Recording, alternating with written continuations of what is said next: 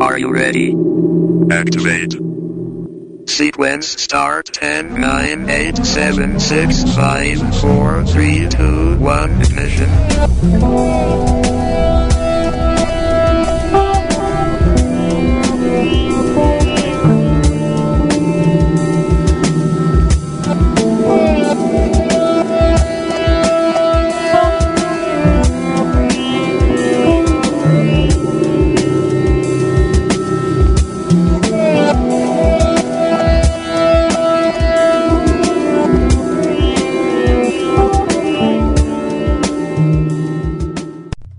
Well, good evening, everyone, and welcome to Shadows in the Dark. Well, I am your host, Jeremiah Greer, and I'll tell you what, it feels good to be back.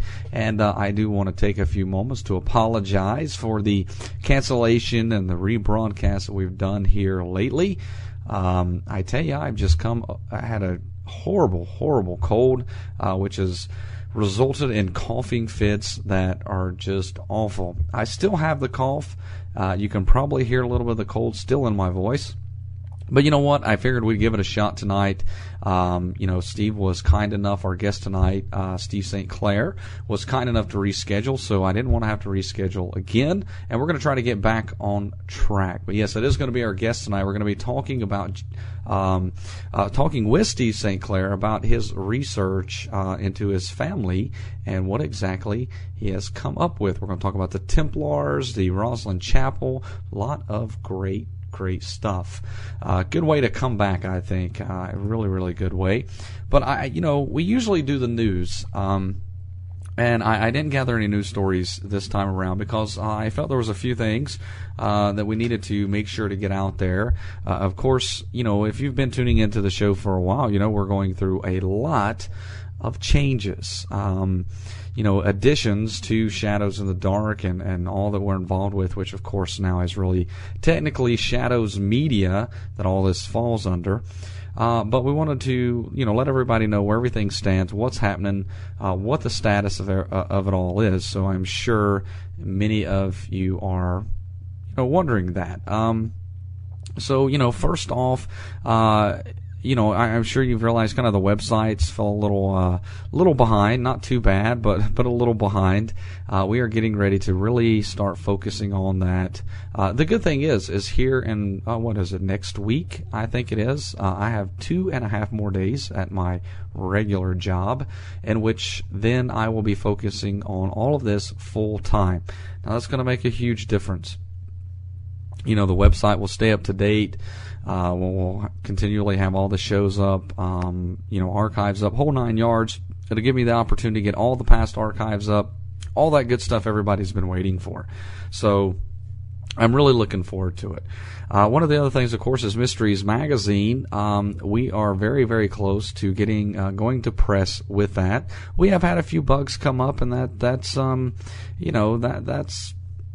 that's typical when you acquire a new business. So we are overcoming those. We're going through the learning process. We're going through ironing out all these bugs and wrinkles. I don't think you really iron out bugs, but we are ironing out the wrinkles, and I guess in squashing the bugs. But it is very, very close to press. I would say within a week, we are going to be going to press with it. And I tell you what, I have had nothing but a blast putting this together, and I think you guys are going to love it. Going to love it. We have put just a tremendous amount of work in it, and it is, I really like it myself, to be honest. But yeah, so, that's going to be happening soon. We're still kind of on track. We said, most likely, end of September, beginning of October, may be a few days afterwards. But I tell you what, I really hope you're not disappointed. We feel like we really feel like you're not going to be. This is, I tell you, I can't put it into words. I don't want to sound like we're tooting our own horns that we're putting together an amazing magazine, but it looks great. The articles are great, and I really hope everyone enjoys it. Of course, that also is the website, mysteriesmagazine.com website. We'll also be able to focus on putting this together, getting it up and running, as well as all of our other websites we've been working on. The list is tremendous. It's a huge, huge list. I think we're going to be operating like 5 or 6 websites. Excuse me. Again, you may hear me cough a little here and there. But the main thing is very, very soon my plate is going to a lot of stuff's going to be cleaned off the plate, and we're going to be able to focus on everything that is kind of falling a little bit behind, that we really wanted out sooner than we've gotten out. That's going to be the main focus. Of course, some of the things we've talked about in the past that we're attempting to do, those are going to become back in the foreground, and we're going to be able to work on them again. Of course, this includes SM Radio International. We really want to get that up, and we really want to get that started because we think a lot of you out there will really enjoy it. Just look forward to it. Great stuff coming up. And the big thing is once we start doing all this, we really want your feedback on the things that we do, especially the magazine, because right now that is our biggest venture that we have taken on. I mean, this is for us, for you involved, this is going to be huge. We really feel it's going to be a great thing, and we got to know if you like it, if you are enjoying it, if there's something you don't like, what do you want to see more of, all of that kind of stuff. Once this magazine gets in your hands, please let us know these things, because it's very important with us. If you're a long-time listener to the show, you know we've reached out to you numerous times to get this information, to find out what it is you want so we can do it. And so we're really needing that feedback from you. But again, I can't express how excited I am. This is it's going to be great. I really, really love it. And definitely, thanks to those who have really helped put this thing together. Of course, Charlie Carlson, who is co-owner of Shadows Media, and Robert Schneck, who has worked with me just day after day, hour after hour of putting this magazine together. So definitely, thanks to those guys. But, again, for those who maybe have just tuned in, the magazine is going to press most likely within a week. And, so look forward to it. We did fall into, we did come across a few issues, a few things we had to resolve. But we are definitely, those are working out, the wrinkles are being ironed out very quickly. But, it's going to be great. It's going to be worth the wait. I will tell you that. But we're going to have a great show tonight. So enough of that. That's your update. I apologize if you were looking forward to the news, but that is the update of what's kind of going on with us, why you're seeing so many rebroadcasts, why, all the whys and why nots and all of that. And you probably will see a few more rebroadcasts, a little bit here and there, as this transition takes place. As I go from working full-time at a regular job to doing all of this full-time, there is a transition that's got to take place, and I've got to get everything get everything organized. So that is... so it's going to take some time. But anyway, great show we're going to have tonight. Like I said, our guest is going to be Steve St. Clair. We're going to be talking about genealogy with him and what he's found out about his family. We're getting into the Templars, the Rosslyn Chapel. These shows are always kind of interesting. And we've done a few shows about DNA and genealogy and research of some of this stuff. And I tell you what, they ended up being some of our most listened to shows. So I'm looking forward to this. I guarantee it's going to be interesting. So back in a moment with Steve St. Clair.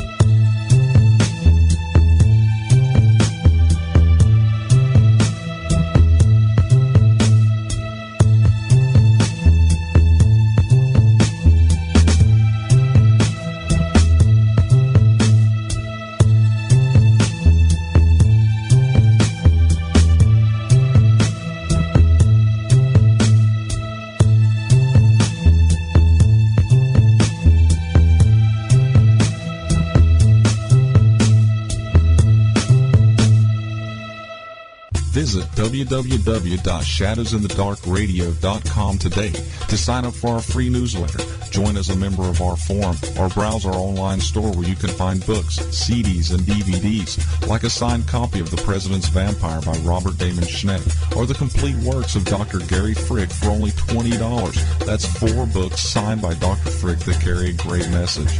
You will also find downloadable products like Mysteries Magazine and the Donald Kehoe interviews, DVDs featuring Charlie Carlson and Mr. Lobo. So go to www.shadowsinthedarkradio.com today and be a part of the show.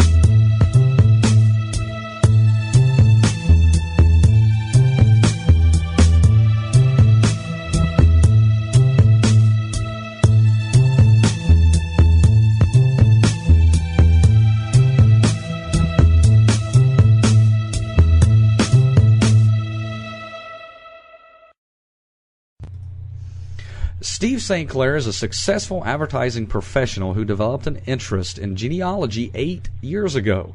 This has led to all sorts of adventures as he learned about the legends of the St. Clair family, from Templars to a Sinclair crossing of the Atlantic nearly 100 years before Columbus. Steve, welcome to the show. It's a pleasure to have you on. Thanks very much, Jeremiah. Well, and this is, I don't know if you caught before this, and I think we discussed a little bit, shows about DNA and family history really seem to get a lot of people interested. And it seems that this kind of thing is becoming pretty popular, and I guess you can kind of speak about that because you got interested in yourself, and how did that come to be?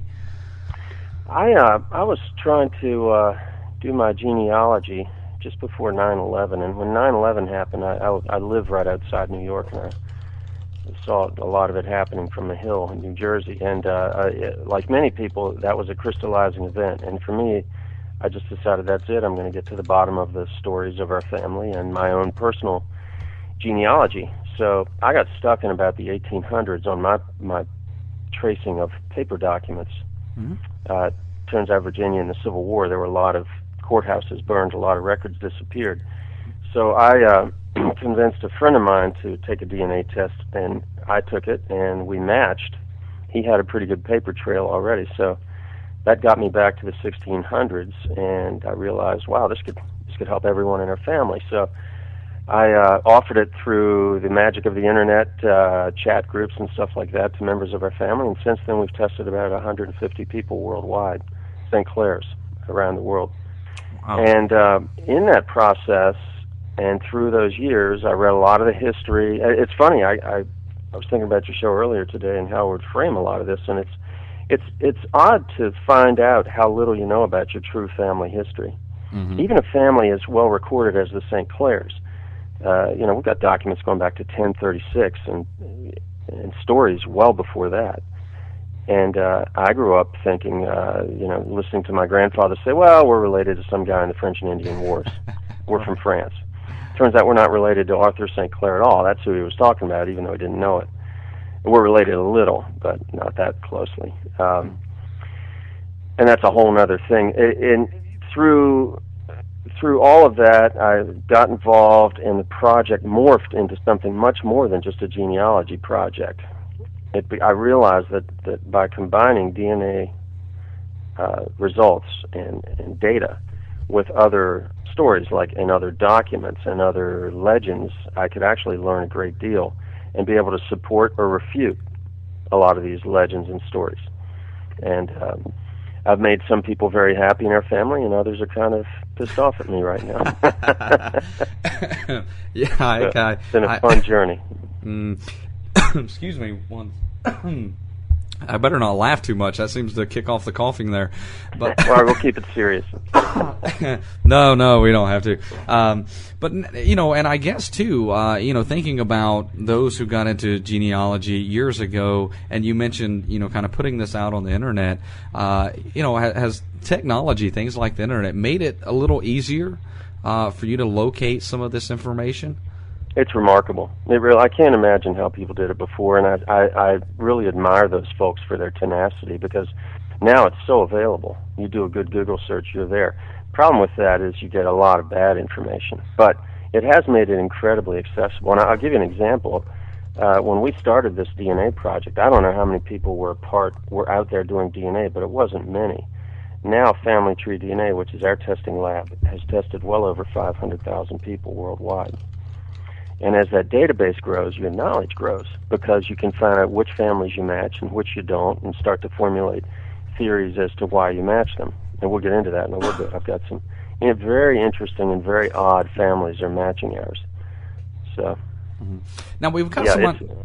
Sorry, go ahead. Well, I was going to say, we've got someone in the chat room asking, how did you find someone with a DNA match? And you kind of briefly touched on that. Now, was this kind of based on a last name thing, or how exactly did you decide to do that with your friend?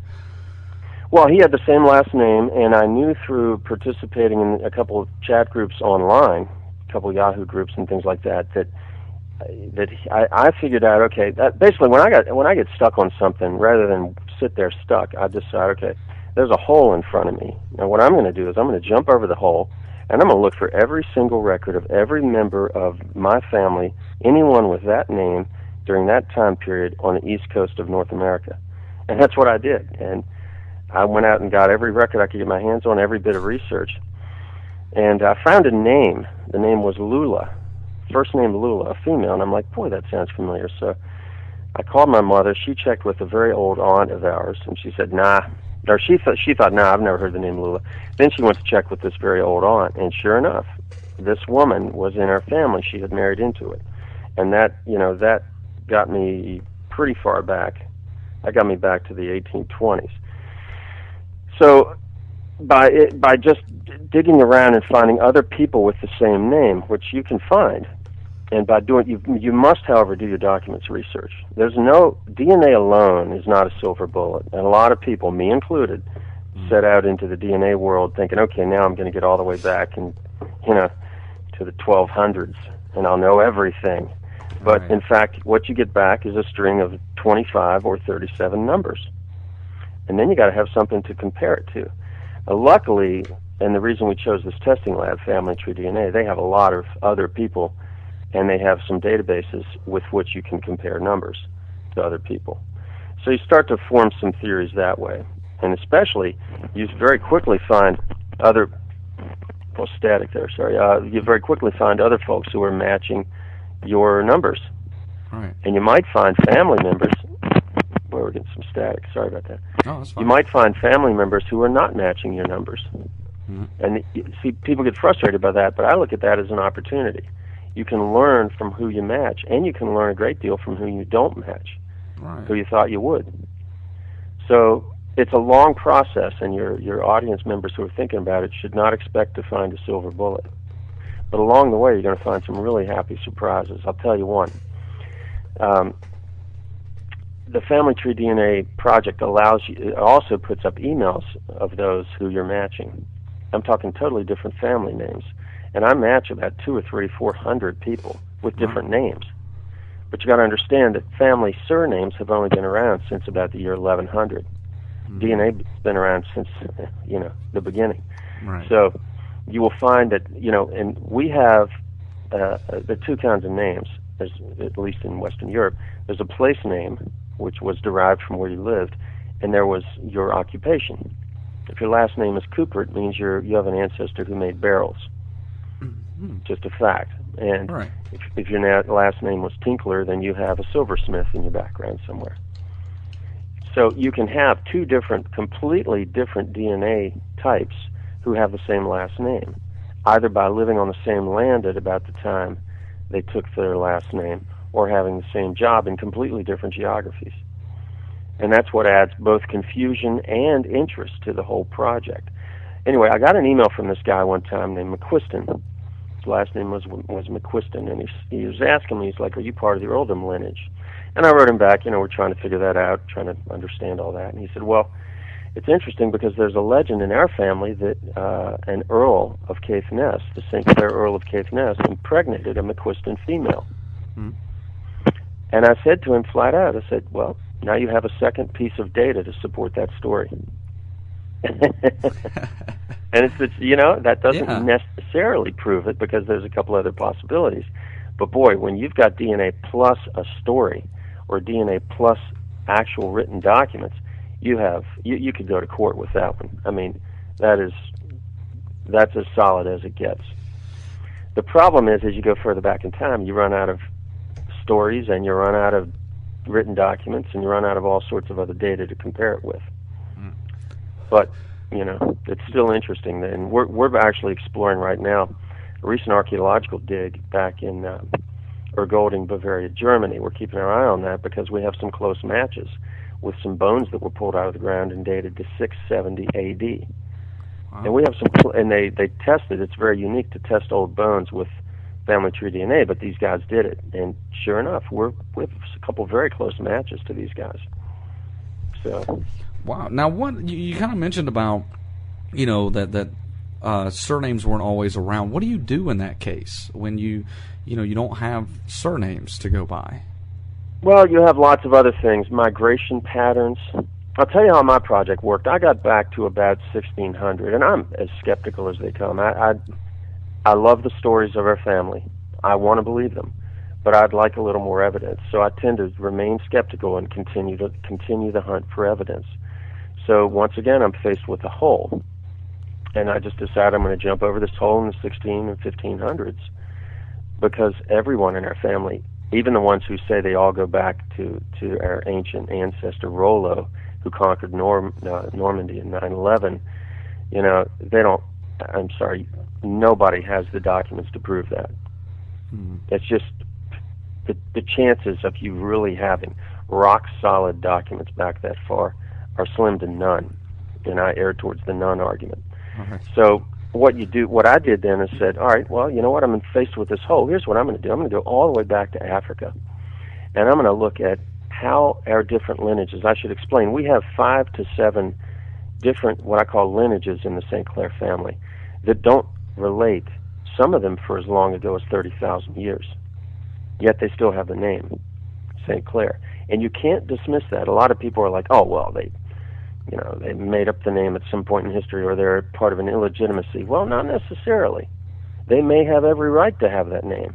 Maybe they acquired it in the 1100s or 1200s from the land, just like all of us did. At any rate, I said, all right, I'm going to go all the way back to Africa, and I'm going to work my way forward, and I'm going to pinpoint, based on our DNA results, and that's what DNA is great for, without any other data. It can tell you roughly where you were at a particular point in time way back.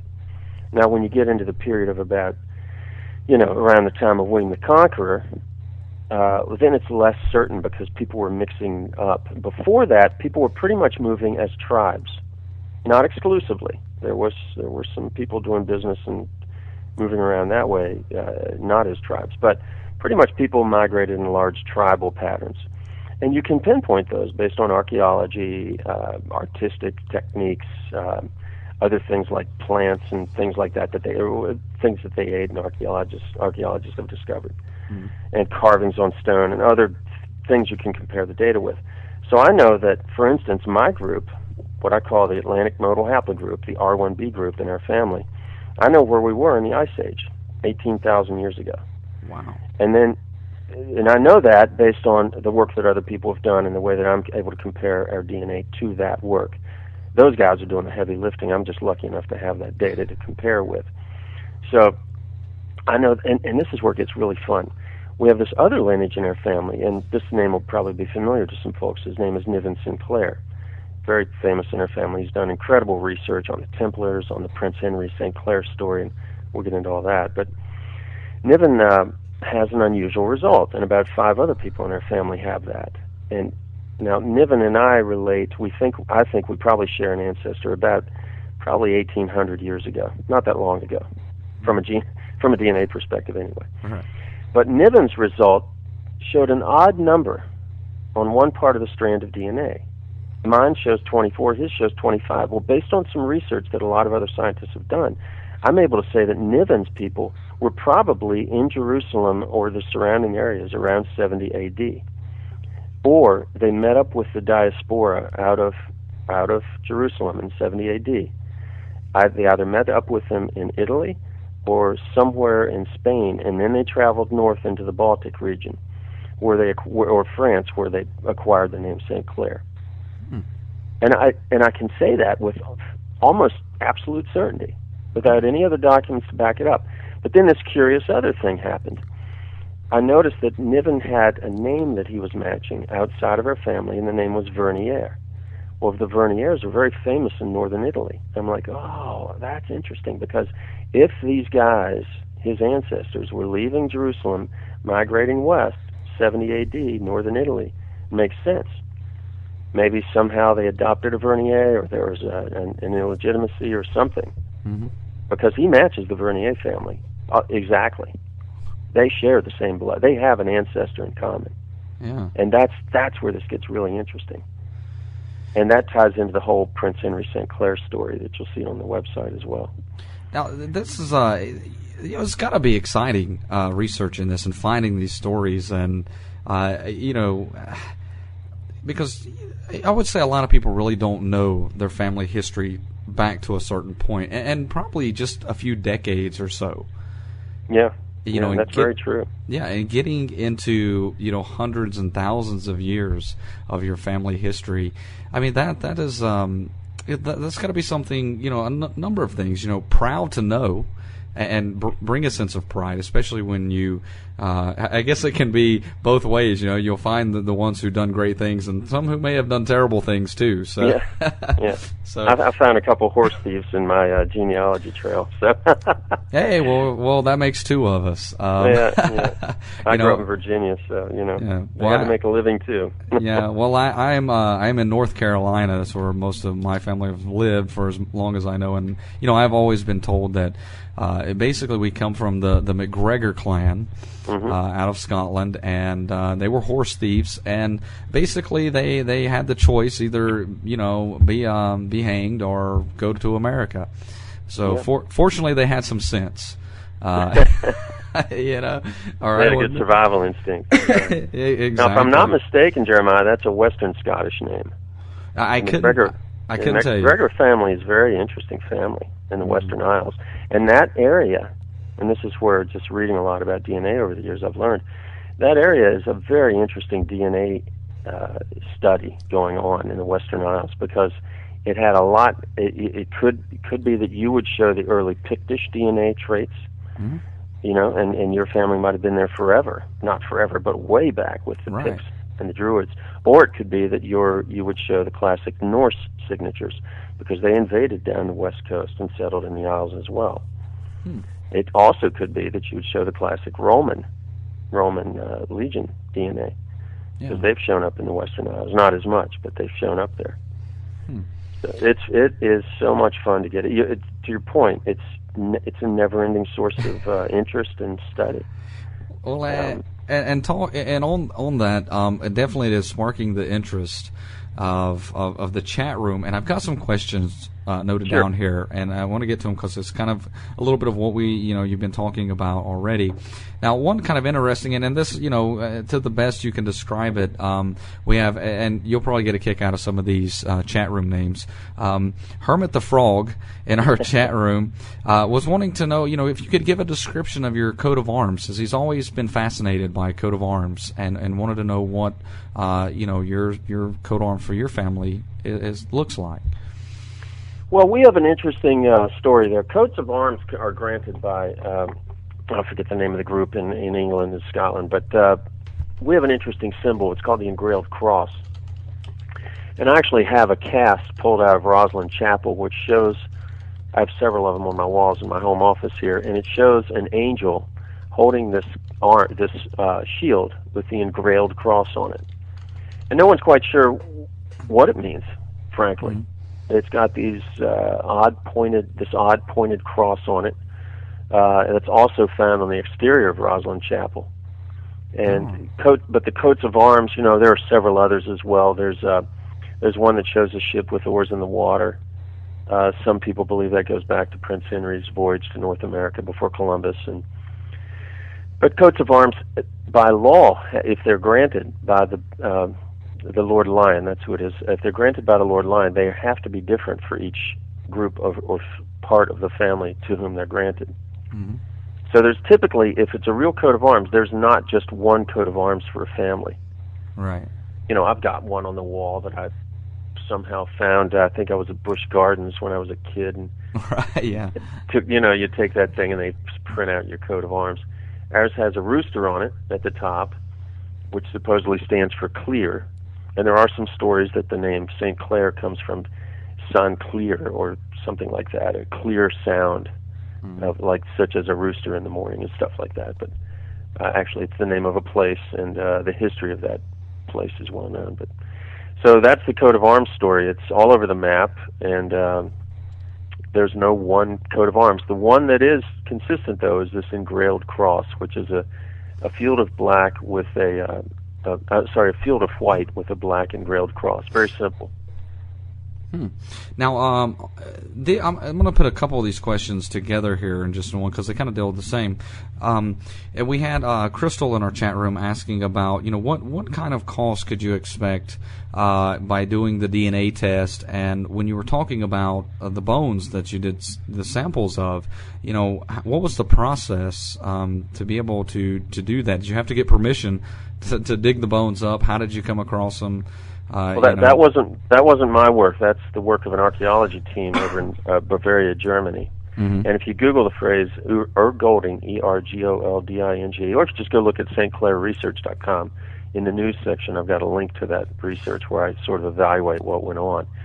A team involved in this dig just decided they had what the great part of that story is they had thought up an unusual extraction method to get the DNA out of the bone, and typically it would come out of the femur bone in the leg, or out of a molar. The male, and what's valuable in a genealogy study, unfortunately for the ladies out there, is male DNA, because you really want to be able to compare it to records through the years. Female DNA, mtDNA it's called, mitochondrial DNA, is very valuable for very ancient studies of migration patterns. I had mine done, for instance, and it goes all the way back to, it turns out one of my grandfathers is a guy named the Cheddar Man, who was dug out of a peat bog and dated to 7000 BC. I'm related to the guy. Oh, wow. And those are the kind of great stories you'll find if you do this. The cost you mentioned is about, it can range from about $139 to $160-some dollars for a test which includes enough markers to make it valid. You can get what's called a 12-marker DNA test, and that'll tell you roughly where you were about 18,000 years ago. It's not worth much. If you go to 25 markers, you're getting more clarity. If you go to 37 markers, then you're getting real clarity. And now they test up to 67 markers. But then there are other deeper tests you can do called S&P tests, and you'll read about those. If you go into my website, stclairresearch.com, you can read all about that. And I forget the rest of the questions, but I got two of them there. Yeah, well, I can't remember if you said the cost of kind of what you could expect to do the DNA test, the cost behind some of that. Yeah, it'll be under $200. My advice, though, is to go to a website called worldfamilies.net. That site is put together by a friend of mine named Terry Barton, and he runs family projects, sort of with a deal that he put together with Family Tree DNA. As a result, you'll get a reduced testing rate if you're part of a family project. And he has hundreds of family projects on there. So look around his website. There's a link at the top when you get to the home page, worldfamilies.net, and you'll see a link called Surname Projects. And try to find your name in there. And don't expect it necessarily to be the exact same spelling as your name. My family has 71 different spellings over the years, some of which don't look very much like mine. There's Sinclair, Sinclair, St. Clair spelled all the way out, Sinclair, and 20, 30 others. So you got to kind of do your research and do your homework there. And then what happens is you'll order the test. They'll send you back a small little, I think it's white envelope now, and inside are 3 little glass vials. You unscrew that, and it's got liquid in it. Don't pour the liquid out. And you take this thing out that looks like a little tiny toothbrush, and you sort of rub it on the inside of your mouth. No blood gets extracted this way. Rub it on the inside of your mouth for about a minute, and you put it back in the vial and refill it. Later that day, you do it again, and then you do it again. And you send those back, and within a month or two, having signed up and given them your email address and everything and paid the price, you'll get an email back with your results. And your first set of markers come in, and you get really excited, and you think you've got your silver bullet, and you've solved everything. But you don't. You don't have much at all. You have your 12 markers. But what you do know sometimes is that, like, if you're trying to match an existing family project, sometimes you know that pretty quickly. Like, I'll get guys back, and I'll say, holy cow, you're dead on at your 12 markers. So chances are you're bang on to one of our lineages, and off we go. All right. And then, the other markers come in, and with that further refinement, I'm able to tell them certain things about themselves right off the bat. It's funny, you would expect this kind of thing to be very popular all around the English-speaking world.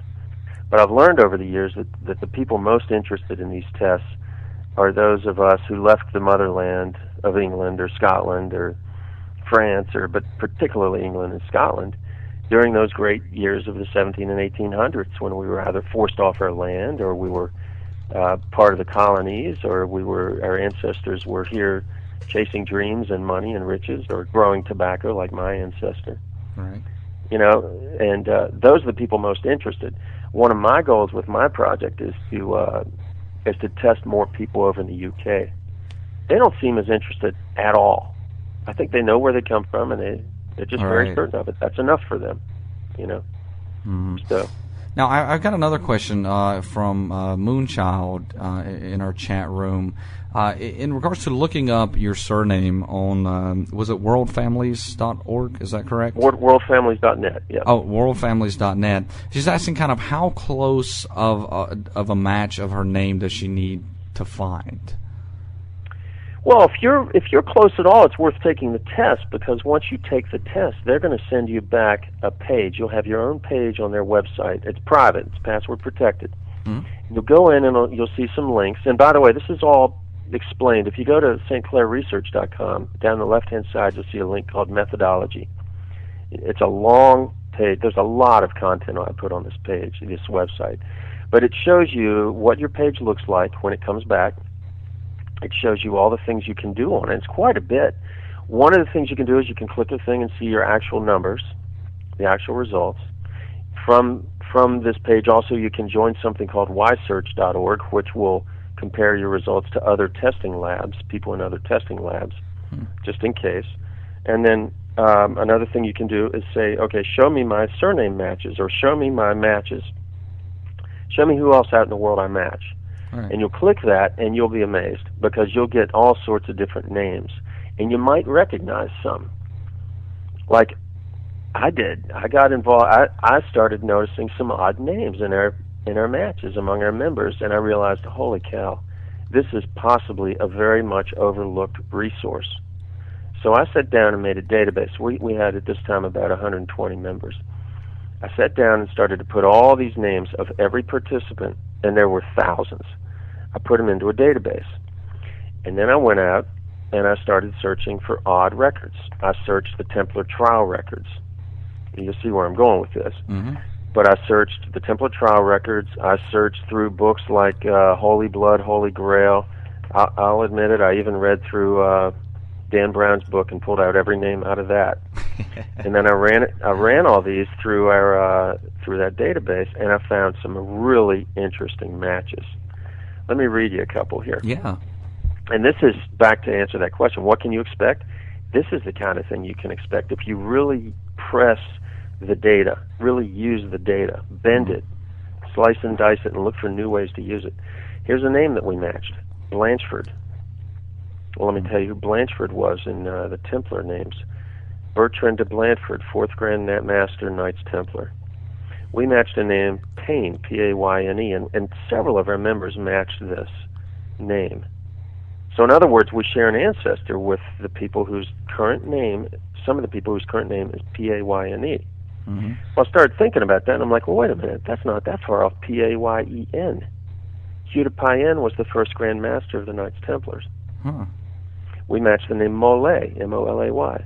Jacques de Molay, the last Grand Master of the Knights Templar. I know this sounds far-fetched, but stay with me just for a minute. Yeah. We match the name de Ridford, R-I-D-E-F-O-R-T. Gerard de Ridford, 10th Grand Master, Knights Templar. We match the name Poher, P-O-H-E-R. Elaine Poher, Seneschal of the Priory of Sion. If you believe in the Priory of Sion. They did exist at one point. Right. We match the name Caron, C-A-R-O-N. Rainbow de Caron, preceptor of the Commanderies of the Knights Templar in Outremer, part of southern France. De Bar, this is a wild one, B-A-R-R. Everard de Bar, regional master of the Knights Templar in France. Edgar de Bar, Grand Master, Priory of Sion, 1307. It goes on and on, the de Bar family. Yeah. Beauchamp family descends from Bernard the Dane. I mean, it goes on and on. And then we started matching names like Graham. William de Graham first appears in Scotland. I won't go into all these. I'm yammering on here, but there are literally tons of odd names that we match, which all of a sudden I'm thinking, well, wait a minute, I want to be skeptical about some of these stories about the St. Clair family, but maybe I can't be as skeptical as I wanted to be. Mm-hmm. And it's forced me into doing more research and to continue digging. So that's what you can expect if you really press it. But in the meantime, most of your audience might just be thinking, all right, how can I get my genealogy done? And this is a great way to do it. We've solved a lot of genealogy questions. If you think about the migration pattern of those who left Scotland and came over here, some came to Pennsylvania, others were thrown on a ship for horse thieving, like you mentioned, right, and sent to Virginia or North or the Carolinas, as sort of a part of a indenture program or something. So families were split up. We've actually reunited families. Wow. From the 16 and 1700s. And they're still trying to find the documents to prove it, but they know they relate. And they're DNA. And it's the other thing. If you're depending on, I should back up and slow down and take a breath. Depending on how closely you match someone, tells you how recently you share an ancestor. And this is what all DNA studies are based on: the mutation rate of your DNA. You just coughed, Jeremiah. I heard you. That may have changed. That may have changed your DNA, just ever so slightly. Anything can. They don't know what causes these subtle mutations in the DNA that gets tested here. By the way, it's called, this strand that they test is called junk DNA. Right. It's not useful for identifying you in a court of law, but it is useful for genealogy studies. Very useful, because it mutates at a relatively understood rate, about once every 250 to 300, maybe 400 years, a part of your DNA might mutate. Now, if you share an ancestor with someone, and then you will find that you haven't mutated that far from their DNA strand. But if you share that ancestor with them back 30,000 years ago, you'll find you've mutated pretty much. Right. That's a lot of mutations to add up there, to the point where you might be classified as a completely different group, what they call a haplogroup, and ended up in a completely different geography. So I hope that explains it a little bit. Yeah, that's very interesting, because I've never heard that before, and it's very interesting. It is an endlessly fascinating area of study. I encourage everybody listening to get involved in this. And the fun for me also is knowing that now, I've had my grandfather and my father tell me, oh yeah, we were part of the French and Indian War. Well, actually we weren't, and I can tell you exactly where we were, and I can tell my children, and they can tell their children, and on and on and on. And I do tend to obsess. You and I were talking about that briefly before the show. I think you and I are alike that way. And this is my area of obsession: is how can I build this story and tell the real story of the history of our family? Because it's fascinating, and in a way, it's more fascinating than the Da Vinci Code stuff. And it's the real history of the family. Don't get me wrong. But don't get me wrong. The Da Vinci Code stuff's fascinating. But yes, which he has a new one out. I wonder how good that one's going to be. But you know, it is. It's very fascinating stuff. And I mean, obviously, we see. I mean, the questions are flying in from the chat room, and it seems so many people are very interested in this subject. And it sounds like it's there's a lot of work to it, but it doesn't sound like there's a lot to get started and get yourself in going in the right direction. If I can do it, anybody can. It's funny. I run this is a genealogy project. I have a terrible memory for names. I'm probably the wrong person to be running this project for that reason. But seriously, if I can do this, any one of your members can do it and get started. And if they get on that worldfamilies.net and do not find a family that their family's been tested, start a project. That's what I did. No one had started a project with the St. Clairs or Sinclairs, so I did. Oh, well, there you go. That kind of come up because someone was saying that they couldn't really see anything that was close to their name or that they would consider close. So I guess then the answer would be, well, start a new one. Well, StClairResearch.com. I know how to set up websites and stuff, and it's easy for me. But you don't need to know how to do that. They'll do it for you at that worldfamilies.net place, and it's free, I believe. I think it's completely free, as I recall. Yeah. He'll help you set it up, and he'll give you tools to recruit people. And I mean, it's a lot of fun. When it's funny. I probably get about one email a month or one new member a month, about on average. And then we'll do a show like this, and all of a sudden I'll get 50 emails, and people trying to figure it out and trying to get started. I'm happy if anybody wants to email me. My email is on that site, StClairResearch.com, and they can contact me through that site, and I'll get them pointed in the right direction just to get it started. It's a whole lot of fun, and then you've got something to hand your grandchildren, and it's real. Right. And the thing I realized after I got over looking for the silver bullet was, this is going to go on forever, and there's new things coming. The cool thing about it, and I'll give you another story before we run out of time for the break here. Time flies, doesn't it? It does. We got involved. I heard about this archaeology dig in Golding, Bavaria, Germany, and I said, "Oh man, this guy's onto something, because now he's got a technique for testing ancient bones and plugging it into modern DNA studies." That was the wonderful thing about that, because now we can all compare our results to people that lived in 670 A.D. And it's just, if you think about that, and not just compare, I mean, whether you shared an ancestor with those people or not.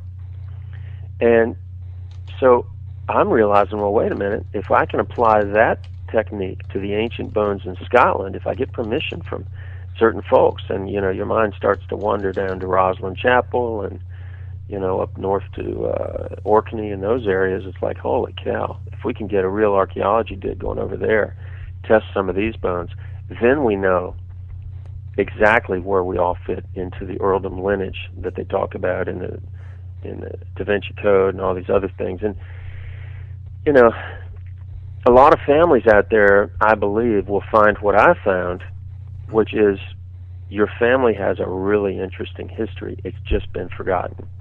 Right. Or you have somehow become disconnected from it over the years by people forgetting to tell the stories to each other. And we're probably entering an era where we're all going to be more guilty of that than previous generations, through the internet and watching TV. We forget to sit around and tell our kids the stories. Yeah. And they're great stories, even the horse thief ones. Yeah, because it becomes humorous now. Hey, Daddy wouldn't be here if our family didn't have the sense to say, "Well, I'll go to America instead of dying." Yeah. And I'm sure some of them made the wrong choice. Oh yeah, they don't have ancestors living now. Yeah, exactly. Yeah. Now, I've got a couple other things I want to try, or at least one other thing to get to before we do come to the break. And this question is coming from Dennis, who says he knows you. I know Dennis. Yeah, so Dennis is hanging out in the chat Yep. room. He was wanting you had mentioned the cross earlier that was, I guess, part of the coat of arms, and wanting you to describe it. So I guess he found that fascinating, exactly what this thing looked like, this cross, and maybe it was the cross on the Roslyn Chapel. Was that it? It is on Roslyn Chapel, yeah. And if you go to our homepage, stclairresearch.com, right on the homepage, on the left, you'll see a picture of that angel. And it's interesting how this chapel is just endlessly fascinating. It was carved by my ancestor in, I think, 1446 in just 7 miles south of Edinburgh. And 1486, and he was the grandson of, I know I'm diverging, but I'll bring it back to the cross, but he was the grandson of Prince Henry St. Clair of Orkney, the guy who may have been in North America about 100 years before Columbus. Mm-hmm. And he built this chapel, and he supervised every carving that went into it, and there must be thousands. I can't even imagine how many there are. Someone should count them. But there are all these enigmatic, strange, and sometimes bizarre things to find in church. Like there are several green men. This is a famous symbol throughout European buildings. These Gothic-looking, strange little guys that apparently represented fertility or something in a church. I have one on my wall here. It's bizarre. And anyway, the reason I say that is, the engraved cross, what you'll see on the homepage, there's an angel. She's looking right at you, sort of, a little bit off in the distance, away from you. Her left hand is on the upper portion of the shield. Her right hand is down on the lower right. That probably means something. All right. And we could get into that in a little bit, but I know for a fact that certain of these carvings meant a great deal to them. And one carving in Roslyn helped this guy crack a code which was wild within Roslyn. And it led to what he believes was a score of music carved in these secret symbols in the ceiling of Roslyn. Wow. Sheet music, yeah. It's bizarre. But anyway, so this angel is holding a shield, which is a square, except it comes down to a point on the bottom, kind of rounded point at the bottom.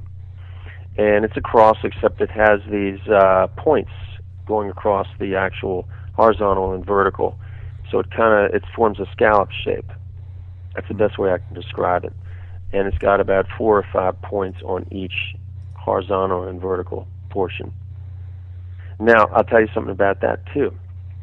My friend Niven Sinclair, he lives over in England, and we've been friends pretty much since I started this thing. He was in his mid-80s or early 80s when I started this. He was the third guy to take the test, and I was certain he wouldn't, but he just jumped right on it. He saw the potential early on for how we could test things, and he noticed that this family in Norway had a similar shield. That family is called Losna, Losna. They were a very wealthy, very important family in Norway, and here they are with this same shield and engraved cross. So we tested several members of the Losna family, and guess what? We've got a close match. We share an ancestor. And he believes that's proof of some theories, and I believe it too. I believe there was purposeful intermarriage going on in the north of Europe. And we believe that one reason they were doing it was to unite the families of the north of Europe against the Holy Roman Church in the south of Europe, so that they could be more powerful and help to. There were real business interests involved in doing the work of families back in those days, and the work of fishing in the Baltic and things like that, and the North Atlantic. So having strong family ties between all these different families was very important. He believes it was to preserve a bloodline. I don't have any proof of that, but I can't say he's wrong yet either. Right. It may well have been to preserve a bloodline. Anyway, I tend to answer questions with really long answers. So what's next? That is perfectly fine. I tell you what, before we get into anything else, we're going to take our break here. So we'll do that right fast. And I've got a couple of things written down from more stuff from the chat room. Again, I tell you, it just sparks so much interest when you get into the genealogy. So we'll do that. And so everybody tune in. We'll come back in a moment, continue this very fascinating discussion with Steve St. Clair about the St. Clair family. You are listening to Shadows in the Dark, broadcasting live at shadowsinthedarkradio.com and Dark Plains Radio at darkplainsradio.com. The show can also be heard as a rebroadcast at ParaX at para-x.com and available as a podcast at Black Vault Radio at blackvaultradio.com and Planet Paranormal at planetparanormal.com.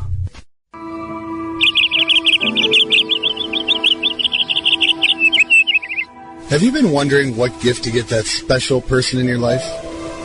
Then you need to visit Mountain View Candle Works, your one-stop headquarters for candles, fountains, specialty foods, and much more.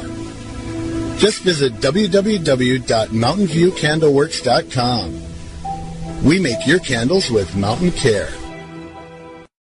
More than just another New Age journal, Mysteries Magazine provides a thought-provoking, in-depth look into myths, magic, and the paranormal, as well as the mysteries which have intrigued both historians and scientists from the beginning of time. So subscribe today by visiting www.mysteriesmagazine.com or pick up a copy at select newsstands throughout the U.S. and Canada. Again, that was www.mysteriesmagazine.com. Challenge your beliefs.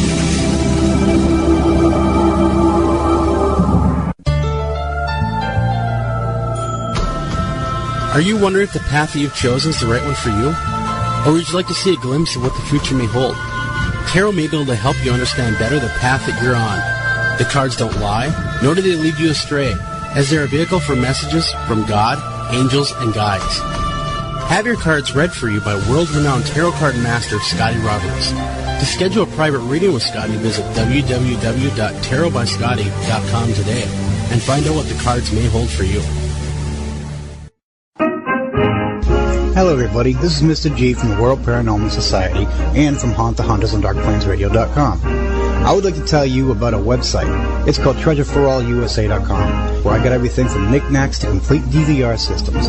A place where you can shop for everything and everything, and if we don't have it, I'll find it for you. That's again, TreasureForAllUSA.com, everything from DVR systems, TV sets, knickknacks, and gifts for loved ones. Come check it out, TreasureForAllUSA.com. You won't be disappointed. Door slams, cold spots, voices and footsteps. The paranormal make their presence known. Hi, I'm Tim Yancey, inviting you to Lightstream's Paranormal Investigators Convention in Charlotte, North Carolina, November 6th, 7th, and 8th. The latest technology tools from professional investigators, audio, video, background research, and electromagnetic testing. The lineup of paranormal investigators and lecturers is unparalleled, featuring Keith Age, host of Spooked on the Sci-Fi Channel, evidence analyzation experts from Sci-Fi's Ghost Hunters, TAPS team members Steve Gonzalez, Dave Tango, and Tiffany Johnson. Court TV and True TV's Haunting Evidence, Patrick Burns, with audio filtering techniques for the faintest EVP recording. Carmen Reed, the basis for the new movie Haunting in Connecticut. Trish and I will be there as well from Encounters Paranormal Radio, speaking on violent haunting. Other speakers, vendors, and more will be there as well, including 2 real ghost hunts, led by investigators Dave Tango and Steve Gonzalez. Lightstream's Paranormal Investigators Convention, the premier event for professional investigators. Limited tickets available now on the web at ls-pic.org.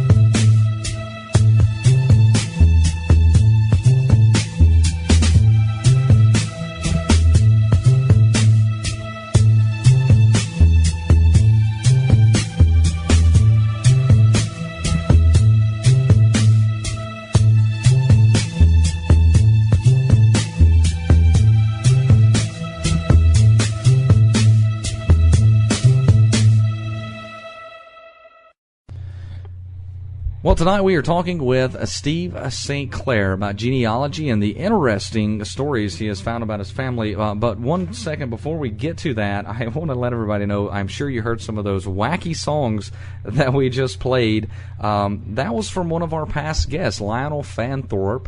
He sent us his CD and gave us permission to play these songs.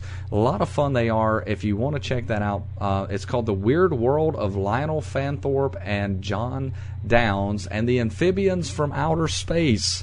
So check out that CD. It is all about the paranormal, cryptozoology.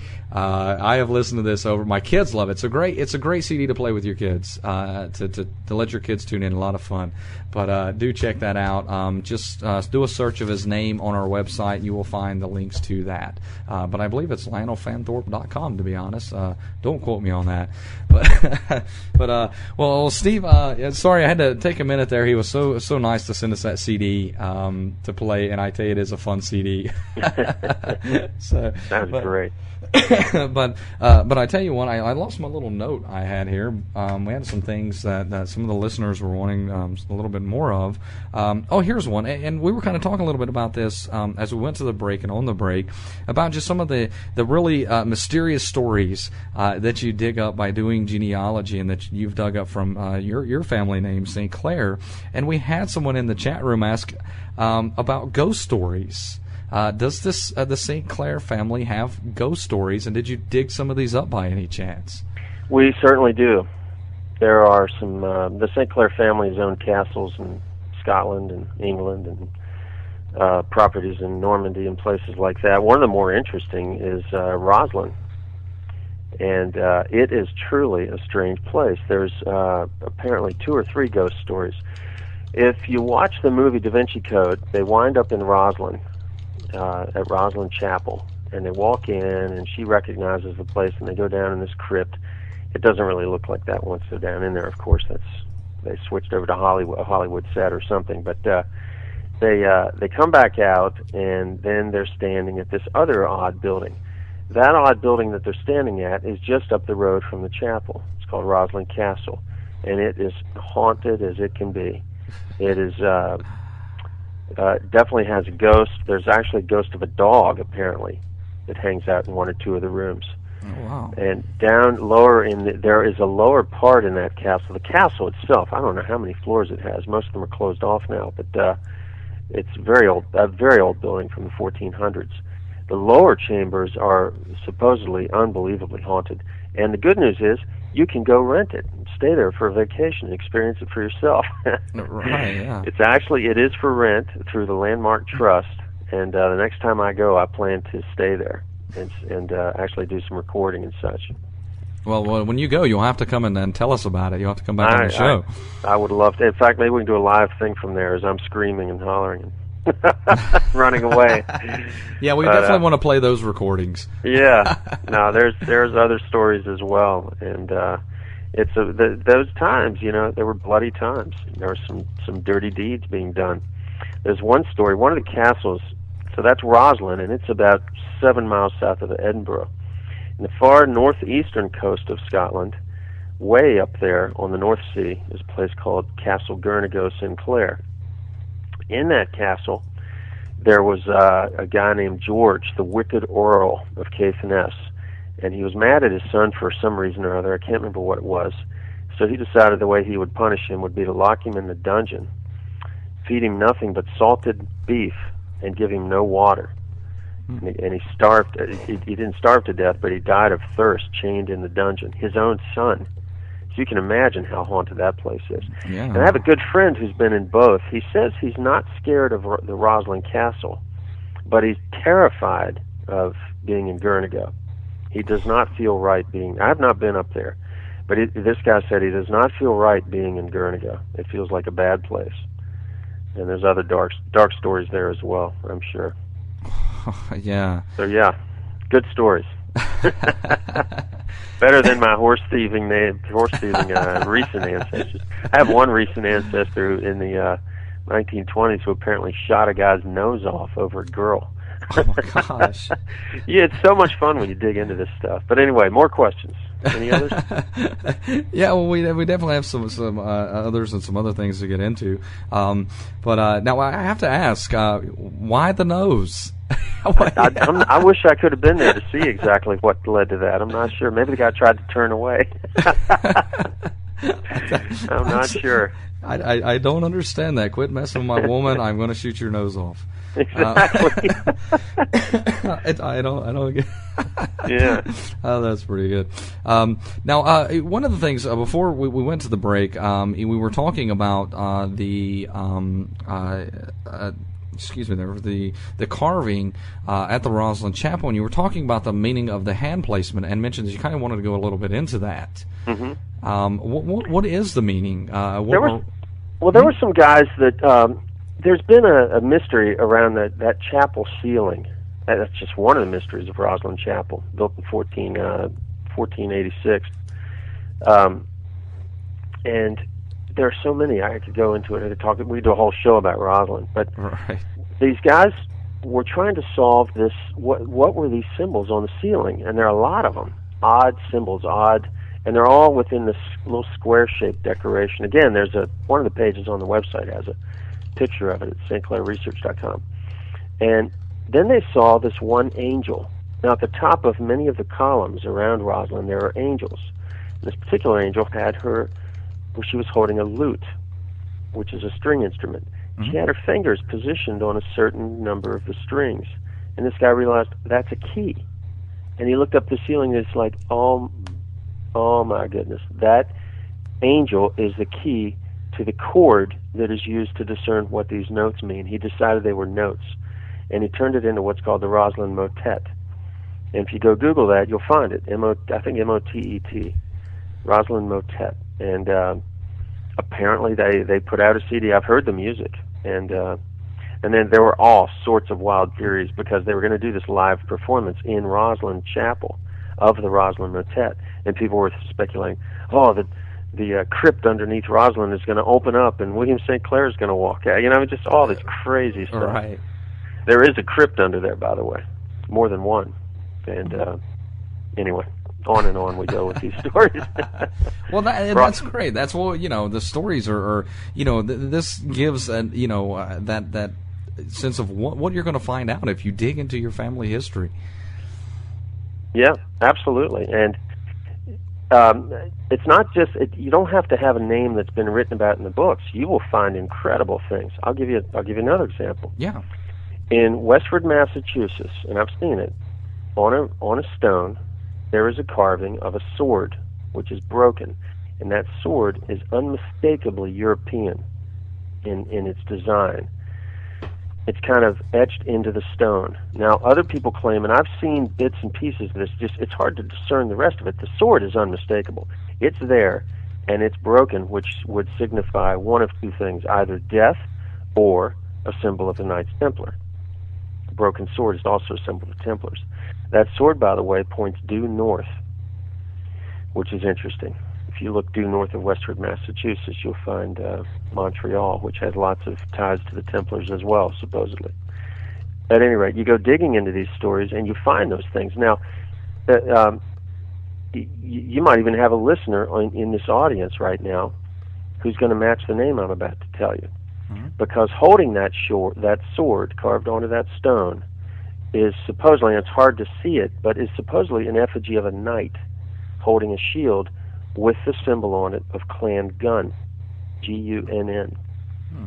That family was closely associated with Prince Henry St. Clair of St. Clair, but up in Caithness, Scotland, who supposedly was in North America about 100 years before Columbus. So all of these things, all of these stories, and you don't have to have a famous name or even an interesting name to find that you're part of ancient history in Europe or other countries. Right. You'd be amazed. And as I told you during the break, I was looking up your family. The Greer family has 2 or 3 distinct DNA markers within their DNA project. So you don't have to start a DNA project to get yours going, Jeremiah. You're off and running, man. Get that test done. That's what I need to do. Now, I do have another question from the chat room. But before I ask that question, because we're getting some people who are kind of joining us wanting to know what the link is to your websites, I'm also going to post those in the chat room. So if you'll give those for us right fast, please. The DNA, there are two sites I'd love you to look at. One is the DNA site, and that's www.stclairresearch, STCLAIR, research.com. The other one is a project that we're off and running on, and this will be the second year we've done it. It's called the Atlantic Conference, and that URL is atlanticconference.org. And we'll get into that in a second, because this whole DNA project led me directly into this. All these stories kept coming up, and anyway, we'll keep going. Any other questions you want to hit me with there? Yeah, here is one. It's actually come up a few times here from a few of our listeners in the chat room, and let me just scroll up so I make sure I get this question right. Sometimes this chat room scrolls a little too fast for me. They said they were looking on the World Family's website. They found their surname, but the test says must be a male relative with the same surname. And they're asking, what if you are the last family member alive and no male relatives? And kind of others asking, do you have to have a male relative to get this started, or what exactly do you do in that case? Well, I touched on this earlier just a bit. It does take more explanation, and I strongly urge everybody to go to stclairresearch.com and click on that link on the left called Methodology, because that goes into a long explanation of why these guys are demanding that you have a male relative. Most of these studies are surname studies, and obviously a surname is passed father to son to father to son to father to son. The female changes her name, and the records, unfortunately, it's unfortunate. It's horribly unfortunate, but the records, even as recently as the early 1900s, were only included men's names. So if you're studying your family, you're not going to find much to compare it to if you're looking at the female side. In fact, mine became impossible to trace even in the 1800s. I just couldn't trace it any further. The name kept changing. The female was not listed on the records, and I couldn't go any further. And the DNA test wouldn't help, because you were comparing to people whose name was changing every time they got married. So it becomes very difficult. That's why they're demanding a male relative. However, I won't go into it because it's pretty involved. There are ways to get around it. Most of these projects won't do it, but if you want to talk about it, have them contact me at that email link on the site, on the contact link. In the methodology section, I talk about how you could at least get back into the 1800s using mtDNA and other combinations. It takes real work, though. They're going to have to really bear down to do it. Now, the other thing is, you'd be amazed that you do have male relatives who survived. They might not be in your direct line, but if you go back 2 or 3 generations, you'll find, or 3 or 4 even, you'll find that there is probably still a living, direct male descendant carrying that surname. And I've helped people solve those questions before. It can be done. It just takes a little bit of digging. Now, so again, just so those who are listening, in case you missed it, if you kind of do fall under that, where maybe you don't know of a male, again, go to Steve's website, and that's stclairresearch.com, correct? Yep. Or if you just Google Sinclair DNA or St. Clair DNA in Google, I'm usually first or second. All right. On the list. All right, here we go. And now here's another question from the chat room. This is from Christina in the chat room, where we were kind of talking, not really about this, but kind of about it. She's asking, what is the best way to possibly look at your genealogy if you're looking for Native American ancestry? I love that question. That is that in the last 3 years in my life has become so interesting, because I got involved testing native DNA because of our family stories. The story is that we have an ancestor, and this is going to be a long answer again, I'm sorry. Oh, that's fine. But the story is that we have an ancestor named Prince Henry St. Clair, who came over here in 1398 for reasons unknown. Some people believe he was carrying the Holy Grail. Others believe he was carrying the literal descendants of Jesus to the New World. Others believe he was here on business reasons, for fishing reasons, things like that. But there is some evidence to believe it. There's quite a bit, actually. And if he were here, he might very well have stayed, because he doesn't show up in the records back in Scotland. And this guy was a major landowner in northern Scotland. He owned several of the islands in the Orcades off of the northern coast of Scotland. And he never came back, apparently, according to some folks. So if he stayed over here in North America, he might well have interbred with the natives, Right. especially if he was important. So his DNA would have shown up in native tribes. So I got very involved in native tribes DNA studies. In fact, I'm helping a tribe right now of Cherokees that we talked about, Jeremiah. And so the question was, how do you get involved in that? There are several studies. If you go on and do a search, you can find if you search for native DNA, you'll find all sorts of studies. If you think you have a hint of which tribes you belong to, you'll probably find that they have a study already. When I first got involved in the native studies, I thought, oh boy, these people aren't going to want to know this, because especially in Canada, where I was really interested in it. I was interested in Nova Scotia for obvious reasons. That's where this guy would have first landed. All right. And I approached the Mi'kmaq tribe.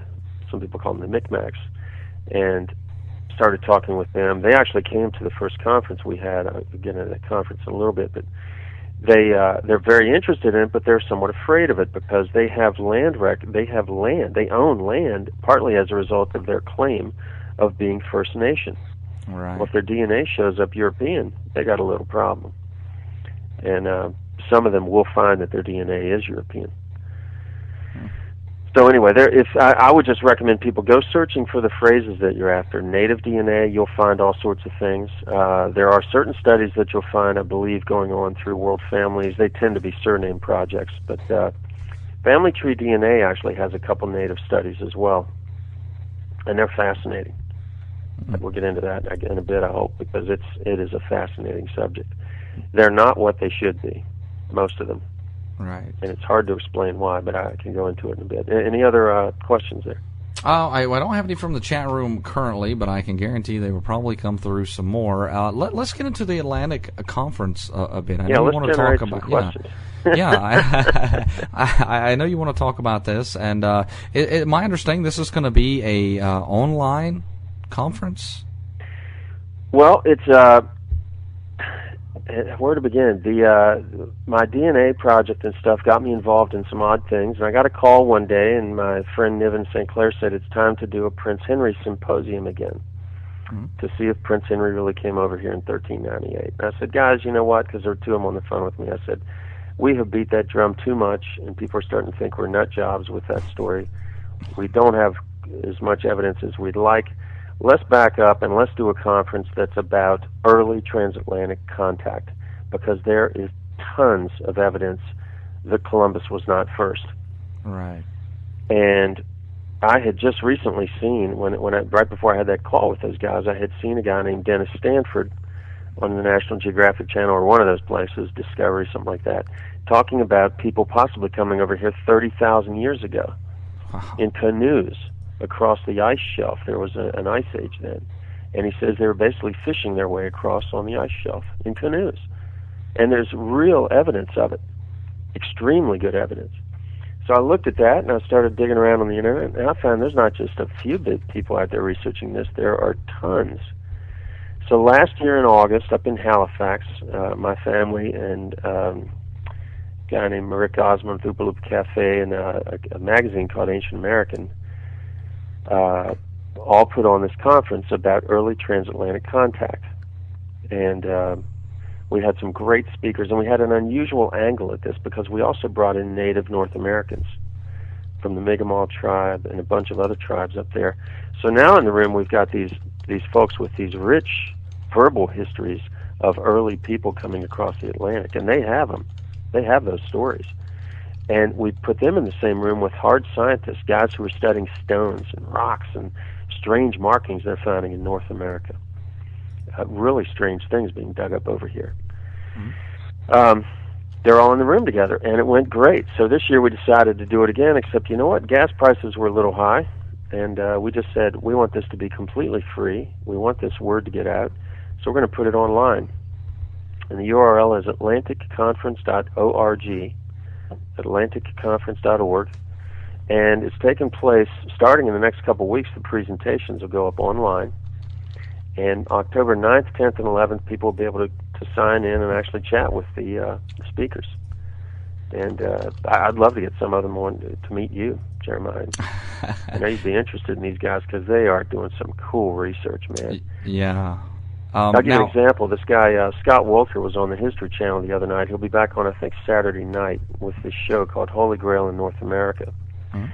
I got Scott in the first conference, and he's going to be in this one because he's done work on this thing called the Kensington Runestone.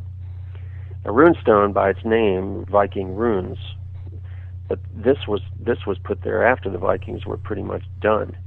He dated the stone, and he dated the markings and the symbols on it to 1362. Mm-hmm. Who put that there in 1362? Not Native North Americans. They weren't carving Viking runes then.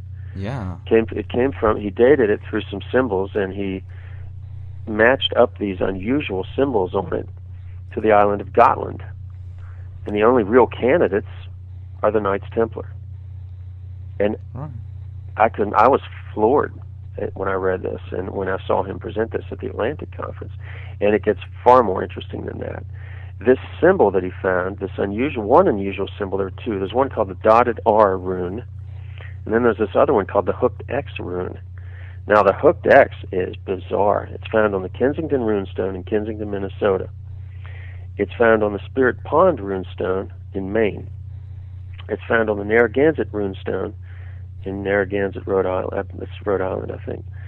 It's found on an astrolabe, which is an ancient astronomical measurement device for seafaring navigation in England.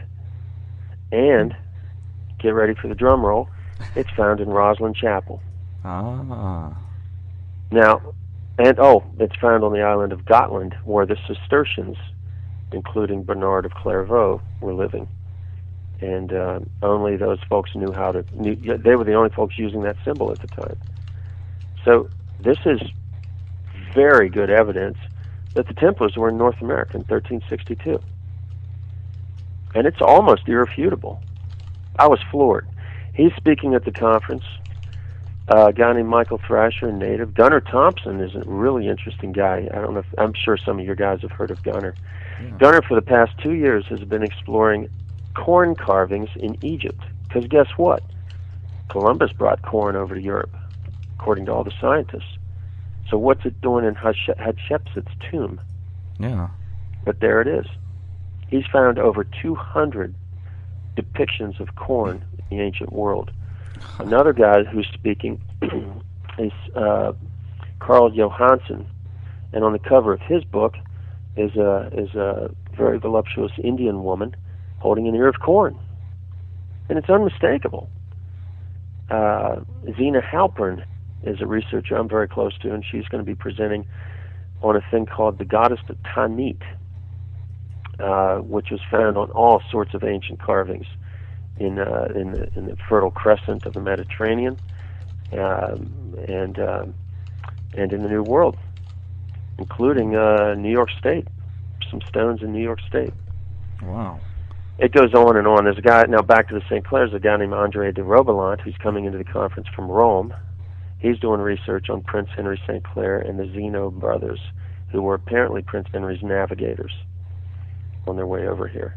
It goes on and on. I've got so many. We've got like 12 speakers lined up at this thing. And it's free.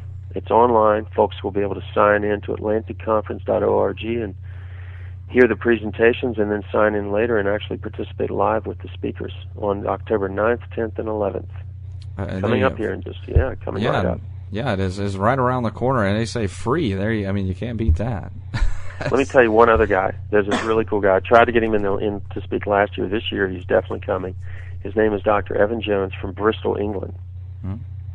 He has been doing some really cool detective work on the Cabot voyages to North America. Now, supposedly John Cabot came over here. He was in the New World. He actually touched the New World, unlike Columbus. Columbus, I saw where he landed down in St. Croix. That's not North America. Right. But anyway, Cabot actually did touch down in Newfoundland, Nova Scotia, and apparently it went all the way down, and this is not recorded in any history books, went all the way down the East Coast. while he was going down the East Coast, he left behind this guy named Fra Giovanni, who built one of the first, if not the first, church in North America in 1497. And it's written about extensively in the old records, which he's recently dug back up. And really cool research. We're going to be hearing from him. Yeah. And on and on. So wow, sounds like I'm excited about this. Yeah, this is cool research. So. Yeah, and that's this is it sounds like something that'd be very interesting to check out, because I mean that has been a very debatable thing over years. Did Columbus get here first? And what's there that says he didn't? And of course you've got where some are say the Vikings were here first, and so right, yeah. Now the scientific community is willing to accept finally that the Vikings were here in about the year 1000.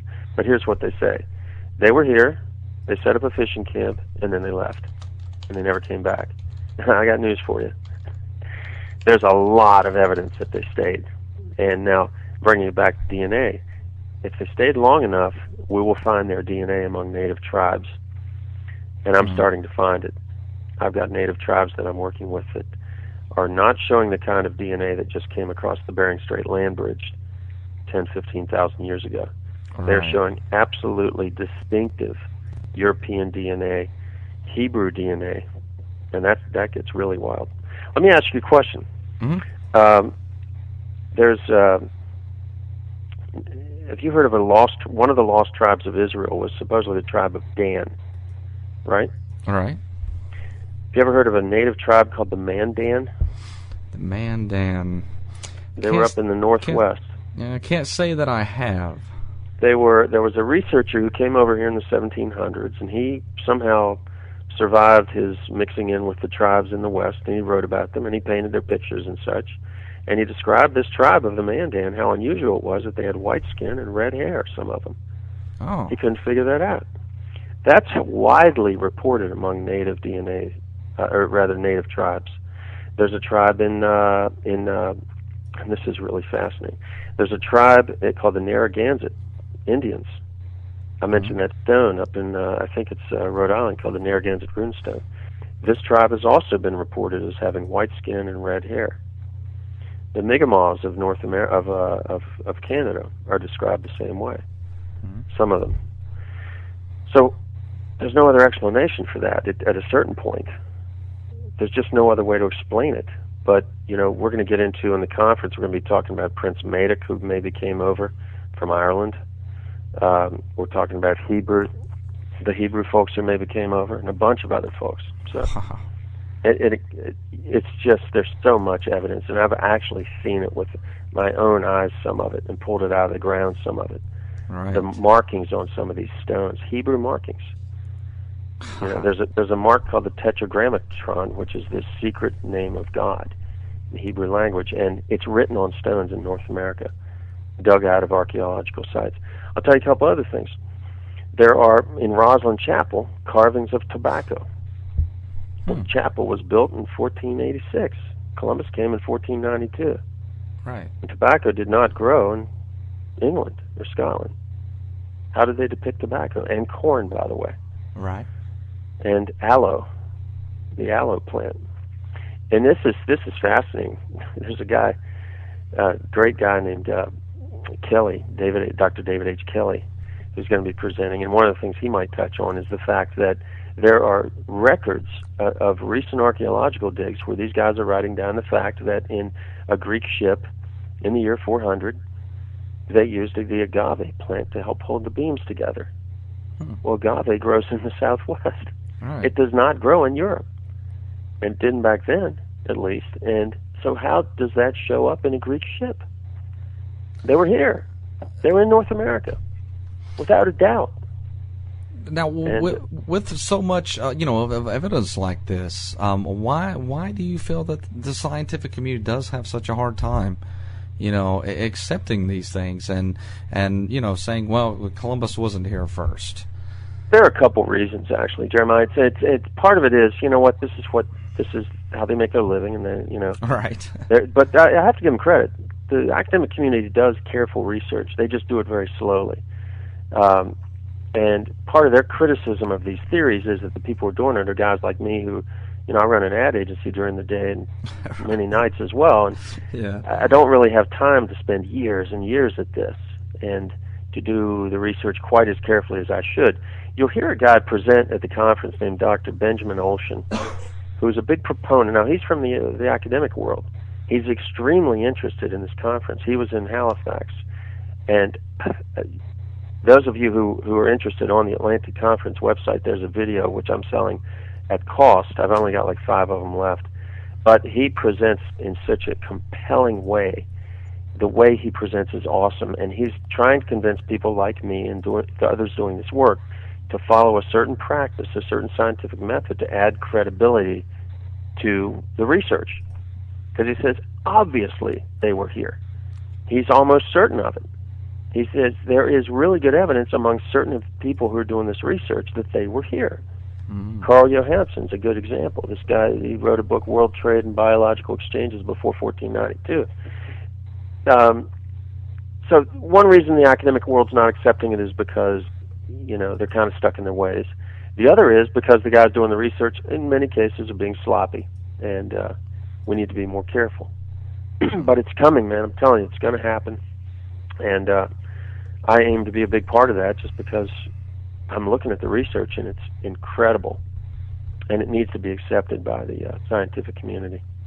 It's overwhelming, the number of pieces of evidence that they were here. Just overwhelming. So. Yeah, and that's definitely one of the things that we are always talking about here on the show is the stuff that is out there that is right in front of us, the evidence that shows a lot of what we talk about and but not accepted. It's amazing. It always has amazed me for a number of years. Well, you and I were touching on UFOs and things during the break, and things like Bigfoot and other things. It's easy for the scientific community to write that off until you see one. Right? Yeah. Exactly. Now, I grew up in Southwest Virginia, and I saw some strange things in my childhood. I'll tell you. Yeah. So I do tend to be a little more open-minded. I've had to be. I guess they don't have to be as open-minded, and the good news is there are folks out there, and some really credible folks, and we've managed to put together a good list of them at this conference. I do hope you guys, I hope you get a chance to come in too. The conference presentations and interviews will all stay up on the website indefinitely, so folks can sign in, hear them, and check out the PowerPoints. The PowerPoints are presented by the speakers. We just record it. It's pretty cool how it all works. Oh, very nice. Now, I know because you're going to have some of the speakers on Rick's show, the Oompa Loompa Cafe, right?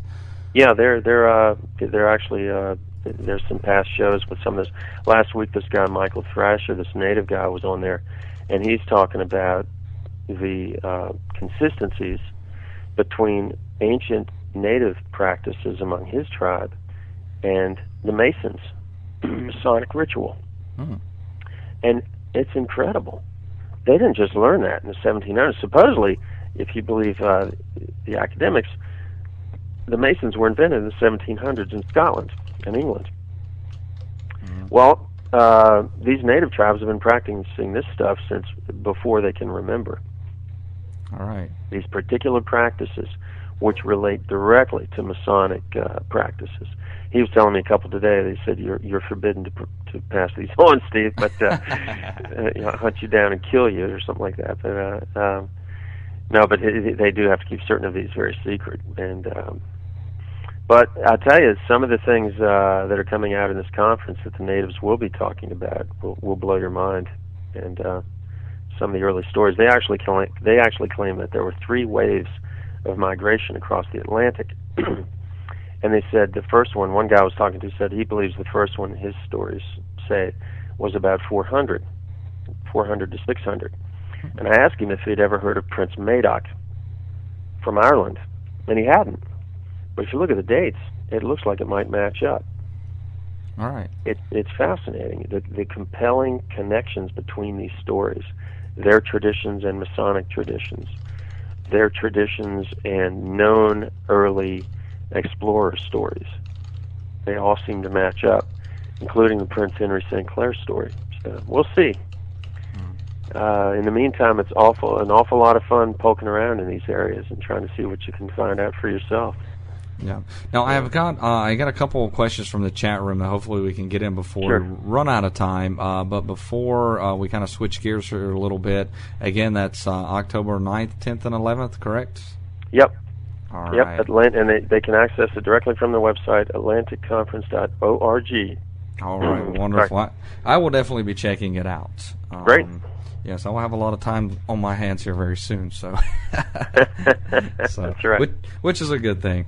But now here's a couple questions we had from the chat room. Well, one was a question, and one somebody wanted you to kind of talk a little bit about. I'm not sure if we got into it. The Sword of Peace. Wow, someone's done their homework. Yes, there is someone in the chat room. Seems they have. The Sword of Peace was part of the Sinclair Symposium, and I think it was 1997.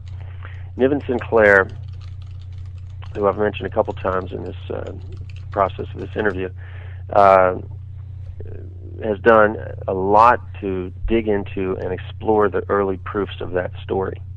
Did Prince Henry come over here?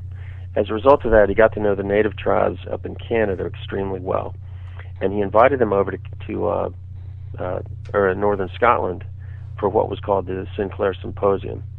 And at that conference, or actually I think when they came back to Nova Scotia, he had made with the Wilkinson Sword Company, really cool, this thing called the Sword of Peace. And it's inscribed with the word peace from every language known to man, I believe, or close to hundreds of languages, and it's all along the blade, and it's this beautiful sword. I've seen it and touched it. At the first conference we displayed it, and it's something to see. It really is, and they treasure it. They're actually going to build a museum around it, they're saying. So oh wow. The native Mi'kmaq tribe. Yeah, Niven is great that way. He gets it. He knows how to build community that way and build connections. Oh, that was great. Now here's the one. This is kind of fun. Question here actually was a bunch of questions all of a sudden. When you mentioned that you had seen some strange things growing up in Virginia, of course, everybody want to know, what did you see? Well, I grew up in an extremely rural part of Virginia called Covington, and I grew up on the edge of Covington in the Allegheny Mountains, and it was absolutely gorgeous. And I was a bit of a loner as a kid, and I would hike up in those woods, and I never quite found the other end of that forest. It was massive.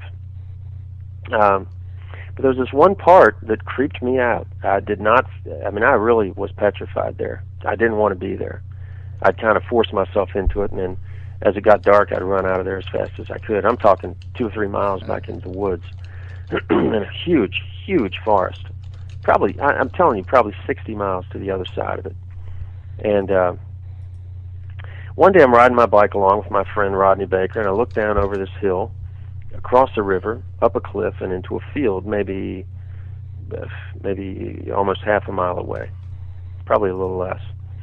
And I see this strange guy walking across the field, huge, wearing all one color of clothing, dark brown. In fact, his head was dark brown. And I realized his arms were too long, and he was walking awfully fast, and he had to be about 8 feet tall. My friend Rodney, I said, "Rodney, what is that?" And he said, "It's a horse." And I said, "Rodney, horses don't walk that far on 2 legs, to my knowledge, if ever, maybe in the circus." And he said, "It's a horse, and I'm going home." And he turned his bike around, and he shot out of there. So I know what it was, and there were other stories in that area of Bigfoot, and it was hilarious. But I didn't spend much time there after that in that particular area where I grew up. It was really creepy, and then I knew why. I always had the feeling I was being watched or I was in danger in that area. And then there were some UFO sightings in that area, but the Bigfoot thing was a predominant story around there. There were other people that had seen it. So just if you go about an hour north of Roanoke, Virginia, that's where this area is. Mm-hmm. And those who hear this show from Covington, Virginia, I'd like to apologize for bringing that story up. They'll get a kick out of it. I know some people who would love to hear that. Well, if they've listened to the show at for any length of time, then I won't apologize. No, I won't. And I'll tell you a couple others. I've actually had 2 or 3 encounters with ghosts in Richmond, Virginia, where I lived for a while. I heard a late night. I grew up in Covington, so there wasn't much to do. So I'd stay up late at night listening to AM radio stations. And I heard this guy talking about how you could detect ghosts if you could amplify sound coming into a recording device. So I tried it in my house, and sure enough, I heard a weird voice. I didn't grow up in a particularly old house, but I heard a weird voice. The house was completely empty, no pets. I'd closed off the room, amplified the sound into this recorder, and then played it back full volume. And I heard a distinctive female voice in my bedroom saying something weird I couldn't understand. And so I took the tape out back and burned it because the guy said you could open a portal. But later on, when I was in my courting years in my young 20s, I was trying to impress a girl. So we went off to this horribly haunted house in Richmond, Virginia called Reveille. And I did the same thing. I planted a microphone inside, ran the wire outside, came back at midnight and recorded it. And man, I'll tell you, I heard wooden. This place was empty. It was owned by a church at this point. They used it as their office, so it was empty at night. I heard wooden boots walking across a wooden floor towards the microphone. We were right under that window, and whoever that was or whatever it was, because there was no one living there and there's no one in the place. The lights were off. Whoever it was or whatever it was standing right over my head, looking down at us through that window. And I heard the footsteps approaching, and then that was it. They never left. Uh-huh. So I was freaked out. Anyway, there's my spooky stuff. That's all I got for you. Well, those are definitely good stories. I have been so compelled by this DNA study and my genealogy work, and trying to find out more about this guy Prince Henry, that I've actually considered talking to psychics just for what the heck, Yeah. See if they know anything. It'd be worth a try. You never know. Yeah, you never know what kind of information you're going to get by That's trying. Right. That's the thing. But I tell you what, Steve, it has been just such a pleasure and honor having you on the show tonight. Very interesting stuff. Please give your websites one more time before we say our goodbyes. Absolutely, and the pleasure has been all mine. The websites are atlanticconference.org, atlanticconference.org. That's October 9th, 10th, and 11th. And the DNA website is stclairresearch.com, STCLAIR research.com. And if you Google either one of those, it'll pop up. And I encourage anybody out there interested in DNA, just get on the stclairresearch.com website. You'll find my contact info, and just get in touch with me. I can help point you in the right direction. I get a kick out of helping people. Well, and we, of course, we have those linked from our website if anybody has any trouble finding it. They can just go to shadowsinthedarkradio.com and do a search on your name and or the past shows, and they can get right to it that way as well. So hopefully they will definitely check it out, because like I said, it seems to spark so much interest. I mean, we see all the questions coming through, people really wanting to seems like they want to find out more about their family and dig up some of these stories. Yeah, it's such a personal thing, and it's not hard to do. It's really not. It does not involve taking blood out of your body or anything like that. Right. And it's very easy. The results come back, and they add intelligence to it. I simply go in on my project and add a lot more work behind the results and match them up with the old stories and stuff. So, and any one of your listeners could do the same for their family. Mm-hmm. And I hope they do, because I look at my kids and I'm like, I'm going to be able to hand you guys a story that you wouldn't have had otherwise. And that's the real fun of it for me. So. Yeah, exactly. Well, again, Steve, it was a pleasure having you on, and I look forward to having you back at some point in the future. I would love that. Thank you very much. All right, thank you, and have a wonderful night. You too. All right, everybody, that was Steve St. Clair. Do check out the website. If you want to find out more about your family, well, there you go. A good place to start. Drop him an email. Sounds like he can get you going in the correct direction. So very, very interesting show. Now, this Sunday, we are going to be welcoming Heather Graham, who is a novelist. She has just released her latest book, Unhallowed Ground. So we're going to be talking about that. Should be an interesting show. So that is at 9:30 p.m. Eastern Eastern Time this Sunday. So again, like I said, we've got a lot of changes coming up. Just make sure you note that. Mysteries Magazine is going to press very, very soon for our first issue. You're going to love it, or at least I hope you do. But we are looking forward to it. We are very, very excited about it. And, we're going to get the websites up to date, everything going smooth again. I do apologize about some of this kind of falling a little bit behind, but a lot of that is going to change very, very soon. But again, thanks to Mr. St. Clair for joining us, and to all those who joined us in the chat room. A wonderful turnout. And if you're out there listening live but you're not in the chat room, well, we definitely thank you as well. And, of course, our archive listeners, too. So we really, really appreciate you tuning in tonight. It has been a wonderful show, and we will see you Thursday, 9:30 p.m. Eastern Time. So thanks a lot, everybody. This has been Shadows in the Dark, where the darkness is illuminated. Good night, everyone. Shadows.